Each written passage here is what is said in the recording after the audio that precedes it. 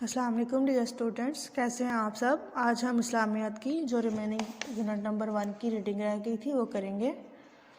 Last time ہم نے طاؤس کے بارے میں پڑھا تھا، جس میں ہم نے یہ پڑھا تھا کہ ہم طاؤس پڑھ لینے سے اللہ تعالیٰ کی پناہ میں آ جاتے ہیں اور برے کاموں سے بچ جاتے ہیں، شیطان کے شر سے بچ جاتے ہیں۔ اب اگلی ہماری جو ریڈنگ ہے وہ یہاں سے سٹارٹ ہو رہی ہے۔ مگر طاؤس پڑھنے سے ہم شیطان کے شر سے محفوظ ہو جاتے ہیں اور وہ ہمیں نیک کاموں سے نہیں روک سکتا۔ ہمیں قرآن مجید کی تلاوت کرنے سے پہلے طاؤس پڑھ لینا چاہیے۔ طاؤس پڑھنے سے غصے پر قابو پانے میں بھی مدد ملتی ہے۔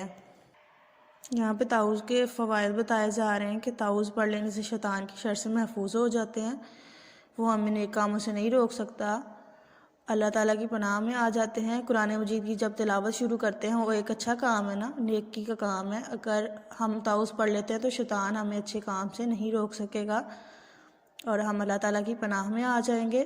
اسی قرآن مجید شروع کرنے سے پہلے، اس کی تلاوت کرنے سے پہلے طاؤس اور تسمیہ پڑھ لینا چاہیے۔ آگے چل کے ہم تسمیہ کے بارے میں بھی پڑھیں گے۔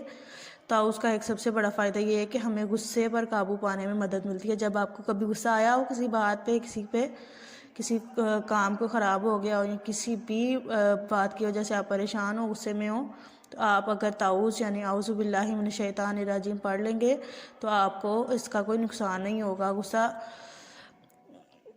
جیسا کہ آپ کو معلوم ہے کہ غصے میں ہم بہت سے نقصان کر بیٹھتے ہیں، تو اگر ہم غصے کی حالت میں طاؤس پڑھ لیتے ہیں تو اسے قابو پانے میں، یعنی کہ غصہ کم ہو جاتا ہے، غصے پر قابو پا لیتے ہیں ہم۔ ٹھیک ہے، آگے طاؤس پڑھ کر اس میں رنگ بڑھیں گے، اس کو آپ پڑھیں گے۔ میں نے آپ کو بولا تھا کہ اس کو زبانی یاد کرنا ہے طاؤس کو، اور اس کے ترجمے کو آپ نے یقیناً اس کو یاد کیا ہوگا۔ اب آپ نے اس میں پیارے سے کلرز کرنے ہیں، یہ سارے پیج کی آپ نے اچھی طرح سے ریڈنگ یاد کر کے آنی ہے۔